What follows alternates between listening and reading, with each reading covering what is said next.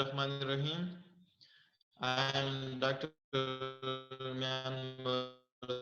Okay, or simply you can say that fracture is a C-shaped of the bone, shaped of the humerus is fracture. Okay, types of fracture. Fracture can be classified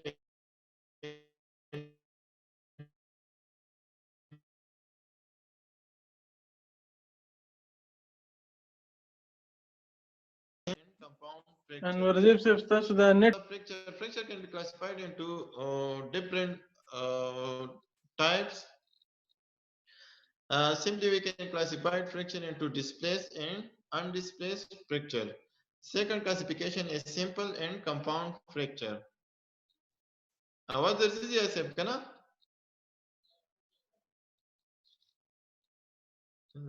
आओ जी टिक दे clear दे Thirdly, fracture can be classified into transverse, vertical, and oblique fracture. Here in this diagram, you can see undisplaced and displaced fracture. Undisplaced fracture are those fracture which are not displaced from its original anatomical site, while displaced fracture are those fracture which are displaced from its normal anatomical space. In this diagram, you can see undisplaced fracture, the fragments are very nearly attached to its normal anatomical site, while in displaced fracture, the fragments are far away from its normal anatomical site. Secondly, we can classify fracture into simple fracture and compound fracture. Simple fracture are those fracture in which there is slight fracture in the bone, but there is no continuation with the soft tissue or to the skin. While compound fracture are those fracture which have in which the bone are completely separated from each other and which have specific opening of bone through soft tissue and skin. मतलब ये है कि simple fracture में हमारे साथ सिर्फ bone जो है ना वो फ्रैक्चर होगा और कंपाउंड फ्रैक्चर में जो है ना हमारे साथ सॉफ्ट टिश्यू और स्किन भी ओपन होगा मतलब ओपन वोन होगा इस में ठीक है other group in which we can classify fracture is that here the transverse fracture stress fracture oblique fracture ये क्लासिफिकेशन जो है ना ग्रेक स्ट्रिक फ्रैक्चर ये जो है ना बच्चों में कॉमन होता है इसमें ये है कि फ्रैक्चर आपको नजर नहीं आता लेकिन फ्रैक्चर बोन में होता है और एक हो कम्युनिकेटेड फ्रैक्चर जो लास्ट में मल्टीपल फ्रैगमेंट इसमें होते हैं ठीक है ये क्लासिफिकेशन जो है ना ये बोन की फ्रैक्चर की अलाइनमेंट पे है कि किस तरह जो है ना फ्रैक्चर बना है ठीक है ट्रांसफर फ्रैक्चर में ट्रांसफर एक लीनियर लाइन होता है स्ट्रेस फ्रैक्चर में ये मल्टीपल इसको वर्टिकल फ्रैक्चर भी कहते हैं मल्टीपल लाइंस होते हैं ठीक है ओब्लिक डिस्प्लेस ये जो है ना ओब्लिक सा इसमें वो होता है फ्रैक्चर बना है और ग्रीन स्ट्रिक फ्रैक्चर जो है ना इसमें क्लियरली फ्रैक्चर नहीं होता लेकिन मल्टीपल साइड पे थोड़ा सा टिल्ट हो जाता है और कम्युनिकेटेड फ्रैक्चर में इस तरह होता है कि मल्टीपल फ्रैगमेंट्स बन जाते हैं ठीक है we have different option to treat a fracture depending on type of fracture that what type of fracture is occurred. Conservatively, we can treat fracture by analgesic, antibiotic, casting, back slab, and POP. POP मतलब plaster of Paris. Close reduction, open reduction, internal fixation, external fixation. These type of treatment we will discuss in detail. ठीक है close reduction में ये होता है कि हम वोन को ओपन नहीं करते और बाहर से उसको खींच के मतलब फ्रिक्शन लगा के उसको रिड्यूस करते हैं और उसके ऊपर फिर बैकस्लैब या पीओपी कास्टिंग लगाते देते हैं ओपन रिडक्शन में ये होता है कि हम वोन को ओपन करते हैं और जो हमारे साथ बोन अपनी जगह से डिस्प्लेस होता है उसको अपनी जगह पर लाते हैं और फिर उसको either internal fixation internal fixation ये होता है कि इसमें हम इंटरमॉड्यूलर नेलिंग करते हैं या इस पे प्लेटिंग लगाते हैं, या अगर वो ज्यादा गंदा हो तो फिर हम उसमें प्लेटिंग नहीं करते, उस पे एक्सटर्नल फिक्सेशन उस पे लगाते हैं। ये सारी जो ट्रीटमेंट की ऑप्शन है ये डिटेल में हम डिस्कस करेंगे, ठीक है। What complication can occur with fracture? जैसे बहुत दर्जी का ना जी, हेलो। आओ जी आओ, क्लियर दे आवाज हाँ क्लियर हाँ, दे। थैंक यू जी। Multiple complications can occur in fracture. Locally, it depends on an anatomical position that where fracture occur. Those structure which are near to the bone and those structure which are near to the bone, that part will particularly damage. So locally, vascular injury, nerve injury, muscle entrapment, compartment syndrome, etc. will occur. While in bone itself, uh, non-union, malunion, and delay union will occur if it is not treated properly. Clear? Remember that complication occur mostly whenever you don't treat the fracture commonly. Specifically bone की जो complication होते हैं ये non union, malunion और delay union. While local जो damage होता है ये तो depend करता है कि कितनी stress या power से fracture हो चुका होता है, ठीक है। So these are ये जो है ना फ्रैक्चर के बारे में नॉर्मल बातें थी। अब हम अपने टॉपिक पे आते हैं, ठीक है। टॉपिक से पहले हम थोड़ा सा एनाटॉमी रिव्यू करेंगे ताकि अपर लिम्ब की एनाटॉमी जो है ना थोड़ा सा याद हो जाए, ठीक है। अपर लिम्ब की एनाटॉमी में हमारे साथ क्लेविकल आता है, स्केपुला आता है, डायग्राम में आप लोग देख सकते हैं, ठीक है। ग्लिनाइड फोसा ये हेड ऑफ द ह्यूमरस है, शेप ऑफ द ह्यूमरस है, हियर सुप्राकंडाइल ऑफ ह्यूमरस है। इधर हमारे साथ रेडियस है, अन्ना है, carpal bone, metacarpal bone and phalanges. Second diagram में आप लोग डिटेल से देख सकते हैं, ठीक है। Here we have scapula, clavicle, glenoid fossa, in which head of the humerus are attached to form the shoulder joint. Here shape of the humerus. Here we have supracondyle. Here we have medial epicondyle and lateral epicondyle, ठीक है। We have radius, ulna, carpal bone, metacarpal bone and phalanges.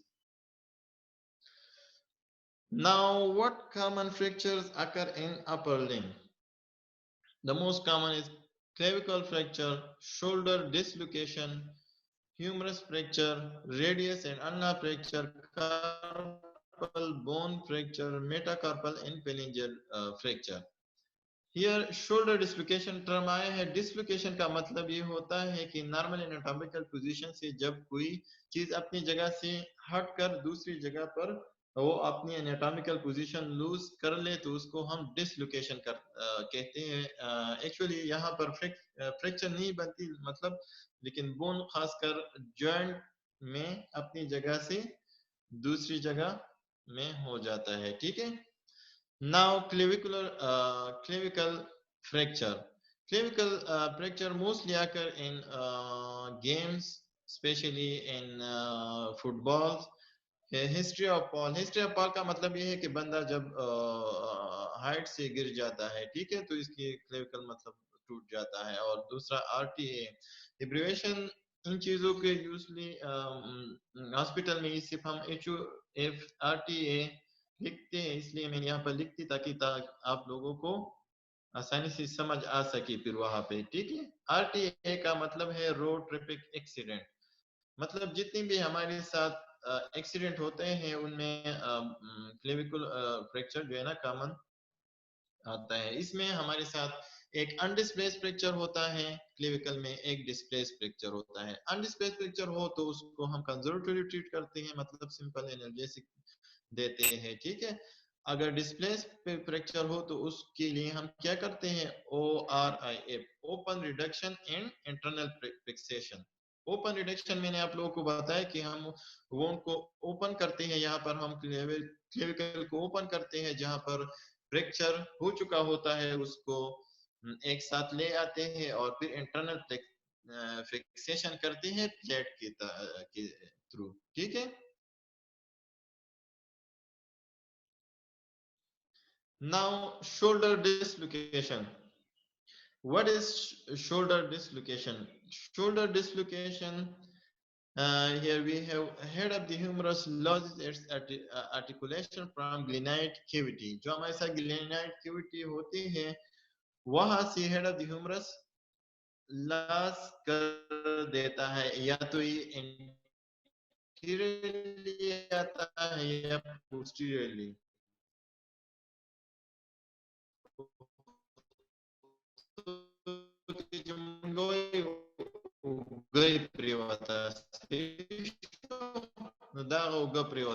shoulder dislocation. It occurs very rarely. Here in this diagram you can see that the head of the humerus is dislocated anteriorly from the glenoid fossa. This is the glenoid fossa. Okay. While here we have head of the humerus which is dislocated from its normal anatomical side. Now, how we will treat a shoulder dislocation? Remember that for dislocation, there is no surgical intervention. We have to just treat it non-surgically by traction, external rotation, abduction, then medial rotation. These all steps you have to do for reduction of shoulder joint. First, you have to do traction, मतलब आप जो है ना बंदे का हाथ खींच लेंगे, फिर एक्सटर्नली उसको रोटेट करेंगे स्टेप बाय स्टेप, फिर उसको एबडक्ट करेंगे ऊपर से, फिर मीडियली रोटेट करेंगे तो इस तरह क्लिक और पुश्तो मैम कहते हैं कि तक वो क्या डायरेक्ट को मतलब पस दिगिता राशि सही शो reduce પછી. Now humerus fracture. Fracture occur in humerus at various sites. Here you can see here head of the humerus. We can also call it surgical neck fracture. Shape of the humerus fracture. Here supracondylar fracture, lateral medial epicondyle fracture and medial epicondyle fracture. ठीक है, आप लोगों को ये बात याद रखना होगा कि हमारे साथ शेप ऑफ द ह्यूमरस में जब फ्रैक्चर होता है तो यहाँ पर रेडियल नर्व जो है ना इसकी बिल्कुल साथ चलती है। तो जो ही जितनी भी पेशेंट आप लोगों को प्रेजेंट होंगे कैजुअलिटी में shape of the humerus fracture के साथ, तो मोस्टली वहां पर रेडियल नर्व जो है ना वो डैमेज होता है। ठीक है, तो पेशेंट आप लोगों को ये जो है ना ड्रॉप हैंड से प्रेजेंट करेगा। ठीक है, जब रेडियल नर्व डैमेज होगा तो ड्रॉप हैंड इस तरह जो है ना पेशेंट का हैंड होगा। इपिकंडाइल फ्रैक्चर ये थर्ड नंबर पे जो है ना, इपिकंडाइल फ्रैक्चर मोस्टली बच्चों में ज्यादा कॉमन होता है। यहाँ पर हमारे साथ ब्रेकियल आर्टरी आता है, तो ब्रेकियल आर्टरी इस फ्रैक्चर में डैमेज होता है और यहाँ पर कंपार्टमेंट सिंड्रोम बन जाता है। ठीक है, कंपार्टमेंट सिंड्रोम उसको कहते हैं जब बोन फ्रैक्चर होता है अंदर से, मतलब ब्लीडिंग होती है और जो है ना मसल के अंदर टेंशन प्रेशर इतना ज्यादा हो जाता है कि उसकी नॉर्मल जो परफ्यूजन प्रेशर है उससे ज्यादा वो प्रेशर बन जाती है और परफ्यूजन नॉर्मल सॉफ्ट टिश्यू को मतलब बंद हो जाता है, तो वहां पर कंपार्टमेंट सिंड्रोम हो जाता है। ठीक है,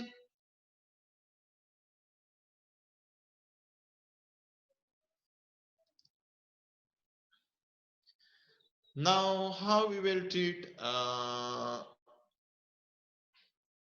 fracture of humerus. If head and shape are fractured and it is undisplaced, then only we apply poly sling and give antibiotic and analgesic to the patient. पॉलीस्लिंग का पिक्चर मैं आप लोगों को नेक्स्ट स्लाइड में दिखाऊंगा। और अगर डिस्प्लेस पिक्चर हो तो उसके लिए हम क्या करते हैं, open reduction and internal fixation करते हैं। मतलब जब डिस्प्लेस हो तो जो है ना क्लोज रिडक्शन उसकी पॉसिबल नहीं होती, वहां पर हम उसको ओपन करते हैं और ओपनली उसको रिड्यूस करते हैं, फिर उसके ऊपर प्लेटिंग लगाते हैं। ठीक है, अगर अनडिस्प्लेस हो तो उसके लिए कोई सर्जिकल इंटरवेंशन की जरूरत नहीं होती, उसमें हम पॉलीस्लिंग लगाते हैं, मोस्टली पॉलीस्लिंग। अगर पॉलीस्लिंग पॉसिबल ना हो तो हम बैक स्लैब या पीओपी से भी काम चला देते हैं। ठीक है, दूसरा हमारे साथ सुप्राकंडाइलर फ्रैक्चर होता है। सुप्राकंडाइलर फ्रैक्चर में ये भी अगर अनडिस्प्लेस हो तो इसके लिए पॉलीस्लिंग है, अगर डिस्प्लेस हो तो फिर इसकी क्लोज रिडक्शन विद के वायर फिक्सेशन हम इसकी करवा देते हैं। ठीक है, ये हमारे साथ पॉलीस्लिंग है। ठीक है, इस बंदे ने जो हाथ में इसको लगाया है, ठीक है, ये पॉलीस्लिंग है। ये हमारे साथ इंटरनल प्लेटिंग है। ठीक है, ये बोन यहाँ पर फ्रैक्चर हुआ है, इसको ओपनली हमने रिड्यूस किया है और फिर यहाँ पर फ्लैट लगाया है। फ्लैट के साथ यहाँ पर मल्टीपल सुराख होते हैं, उस पे हम ये जो है ना स्क्रू के थ्रू इसको फिक्स कर देते हैं। दूसरा तरीका हमारे साथ ह्यूमरस में, ह्यूमरस को ओपन रिडक्शन के लिए हमारे साथ इंटरमेडुलर नेलिंग आईएम इन इसको हम कहते हैं, ये लगाते हैं। ठीक है, जो हमारे साथ बोन मेरो है उसमें अंदर से हम ये लगा देते हैं। ठीक है, जैसे सही ده زي تاسو د سټوډنټس چیټ سیکشن کولاو کوي کنه نو دې کې تاسو ریسپانس ګورئ نو بر پته برته لګي چې आवाज هغه ته ځي کنه ځي خاجه हाँ بر اثر کې دا بلو بار نه دی بلو بار تاسو تخکاری بلو شانته आप जाओ دغه ته لاړ شي دې کې به رائټ طرف ته لاړ شي دا آپشنز چې دي मोर क्लिक करो। دا مور آپشنز دي کې دنه بچیټي हाँ pleasure dear sir zoom in sir टिक दे, बस ټیک वो شو جی टिक दे। دغه हाँ دغه ځکه टिक ریسپانس दे टिक ګورئ दे। نو टूल और के टिकते सर जी, बस टिकते सही दे, टूल्स बस।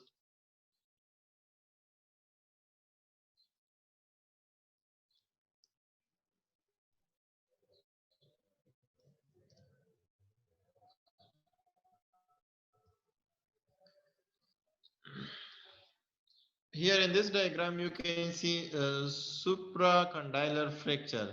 This is a supracondylar which is fracture, totally displaced fracture. Here we apply K-wire। ये केवायर जो है ना, जो हमारे साथ बिल्डिंग वेयर होता है उसके साइज से थोड़ा सा लार्ज एक स्ट्रॉन्ग ये नील की तरह होता है, इसको हम अंदर से फिक्स कर देते हैं। ठीक है, ये के वायर्स है हमारे साथ जो एक्सरे में आए हैं, ये whitish. Complication of supracondylar fracture. Early compartment syndrome will occur due to brachial artery injury, as I told you, which lead to acute Walkman ischemia. Acute Walkman ischemia is a special type of compartment syndrome. Neural injury will occur. Late stiffness, Walkman ischemia, contracture, malunion, non-union, and non-union will occur. ठीक है, ये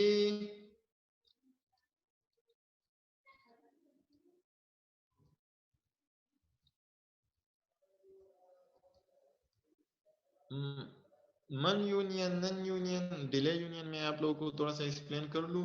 none union ये होता है कि जब हम fracture को रिड्यूस करते हैं, उसके मतलब ऊपर से बैक स्लैब लगाते हैं या इंटरनल उसके जो है ना प्लेटिंग करते हैं, और एक वो जब हम मतलब एक मुकर्ररा वक्त पर बाद में देख ले तो उसकी बिल्कुल हीलिंग नहीं होती, वो अपनी जगह फ्रैक्चर अपनी जगह मतलब हो जाता है, उसमें हीलिंग बिल्कुल होती ही नहीं, तो उसको हम नॉन यूनियन कहते हैं। मतलब फ्रैक्चर पहले से जिस तरह था, बाद में 2 माह बाद आप चेक कर ले, एक्सरे कर ले, तो उसी तरह आपको नजर आएगा जिस तरह पहले था। तो नॉन हीलिंग फ्रैक्चर को हम नॉन यूनियन कहते हैं। मल यूनियन हम उसको कहते हैं जहाँ पर आप लोग की मतलब फ्रैक्चर तो हील हो चुकी होती है, लेकिन इसमें ये है कि थोड़ा सा एबनॉर्मल होता है, ठीक है, थोड़ा सा उसमें टिल्ट होता है या थोड़ा सा उसमें गिल्टी बनी होती है या उसकी अलाइनमेंट सही नहीं होती, ठीक है। जिस तरह मैंने आप लोगों को ऑस्टियोक्लास्ट का फंक्शन बताया था पिछले क्लास में, उसका फंक्शन क्या होता है, remodelling of the bone after bone fracture. So malunion में रिमॉडलिंग मोस्टली नहीं होती, ठीक है। डिले यूनियन उसको कहते हैं जब हमारे साथ मतलब 4 वीक्स में हीलिंग कंप्लीट होती है, तो डिले यूनियन में 4 weeks after patient follow up के लिए जब आ जाए और आप लोग उसकी एक्सरे करवा दें, तो इसकी हीलिंग थोड़ी सी होती है, मतलब नॉन यूनियन की तरह नहीं होती, थोड़ी सी होती है लेकिन डिले होती है हीलिंग, ठीक है, उसको हम डिले यूनियन कहते हैं, ठीक है।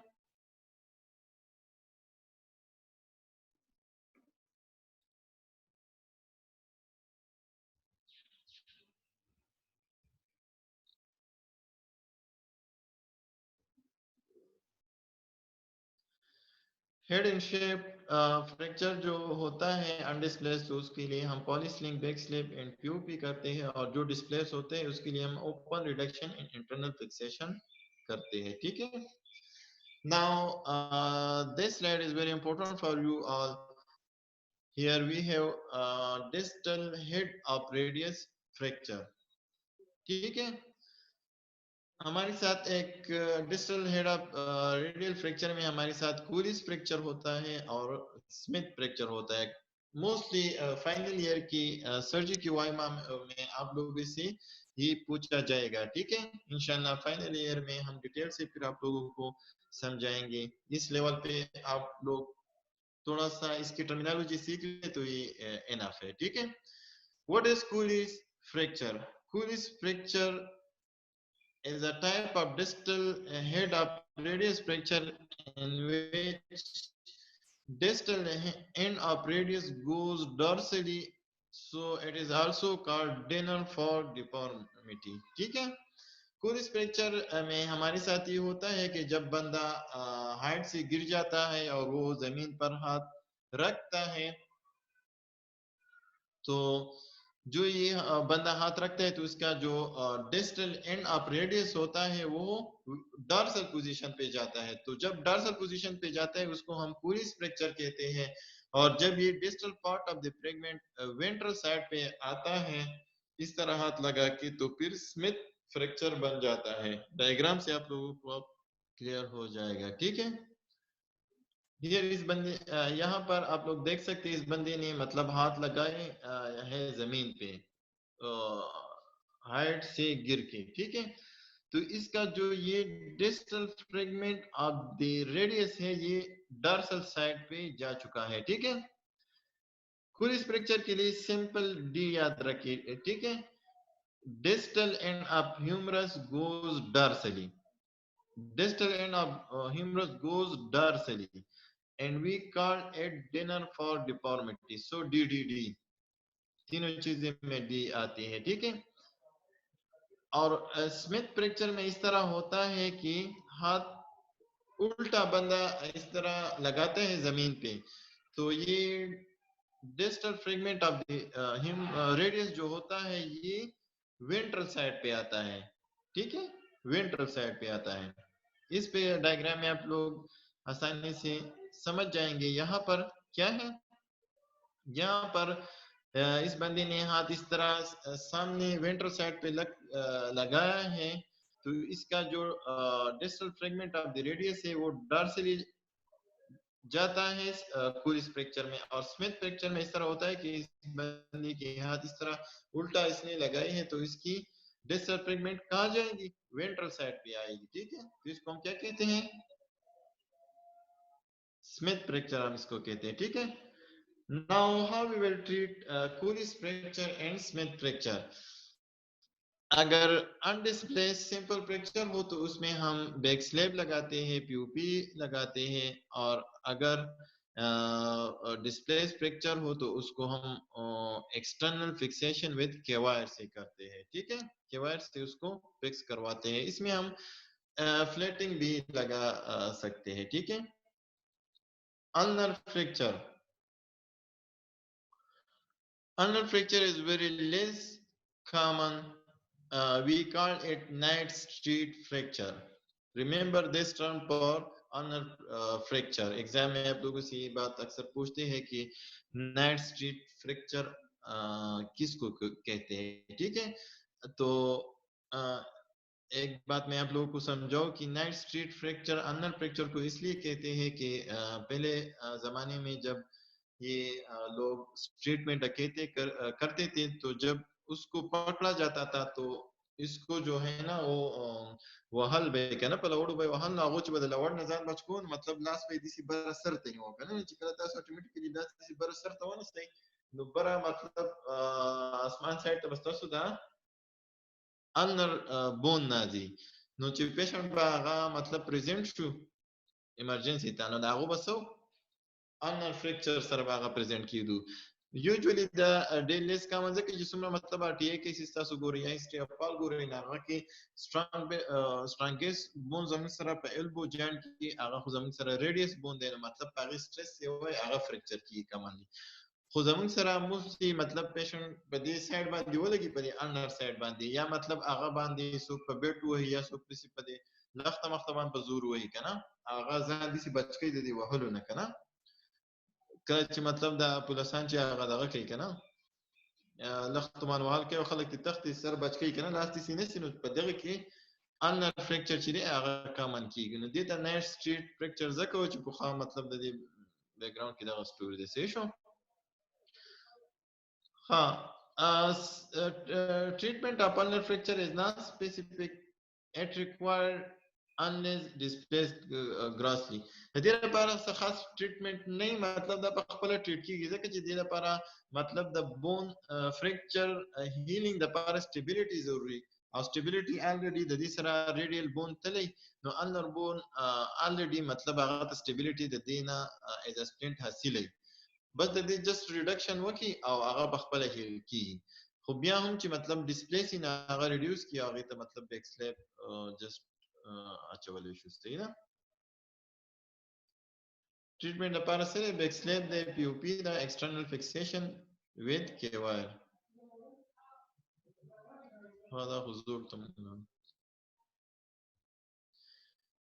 ٹھیک شو and now scaphoid fracture जमीन से कार्पल बोन हमारे साथ जितने भी होते हैं उसमें द मोस्ट कॉमन फ्रैक्चर जो होता है वो स्केपॉइड फ्रैक्चर होता है रिमेंबर दैट ओके स्केपॉइड फ्रैक्चर जो है ना mostly history of all cases में कॉमन होता है पेशेंट जब आप लोगों के साथ आ जाए और आप उसका एक्सरे से पहले एग्जामिनेशन करवाते हैं तो उसके जो स्नब बॉक्स एरिया है उसमें कॉपी टेंडर होगी उसको टेंडरनेस किसको कहते हैं मतलब उसको टच होने से पेन होगा स्नब बॉक्स एरिया में ठीक है उसकी जो ही आप स्नब बॉक्स एरिया पे थोड़ा सा उंगली से प्रेशर लगाते हैं तो वहां पर उसको बहुत सी मतलब तकलीफ होगी ठीक है तो आप मतलब आसानी से समझ जाएंगे कि ये जो है ना स्केपॉइड फ्रैक्चर है इसके लिए एक्सरे में इसका फ्रैक्चर क्लियर यूजुअली नजर नहीं आता इसलिए हम एमआरआई करवाते हैं ठीक है mostly we treat scaphoid fracture conservatively ठीक है इसकी कॉम्प्लिकेशन बहुत इंपॉर्टेंट है स्केपॉइड फ्रैक्चर को अगर टाइम पे स्केपॉइड फ्रैक्चर को अगर टाइम पे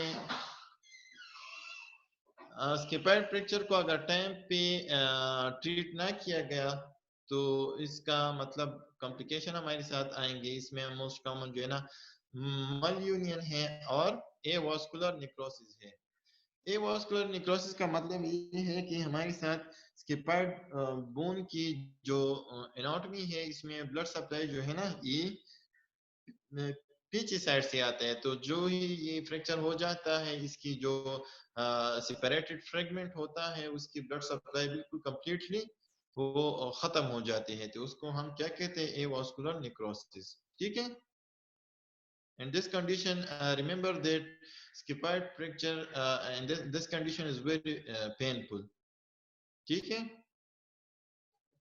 थैंक यू। ये थे हमारे साथ common fracture of upper limb. जो भी क्वेश्चन हो आज के टॉपिक से रिलेटेड तो आप लोग पूछ सकते हैं, ठीक है।